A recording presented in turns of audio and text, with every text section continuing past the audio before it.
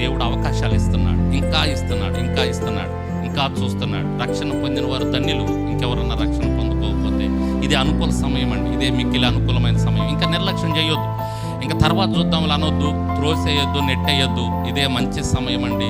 దేవుడు అందుకే ఈ కూడికలు ఏర్పాటు చేయించాడేమో. ఆశీర్వాదకరంగా ఎన్ని రోజులు నడిపిస్తున్నాడు. మీకు అనేక రకాలుగా ఆయన మాట్లాడిస్తూ ఉన్నాడు, తన సాక్ష్యాల ద్వారా, తన మాటల ద్వారా, తన దైవజనులు నిలబెట్టుకొని.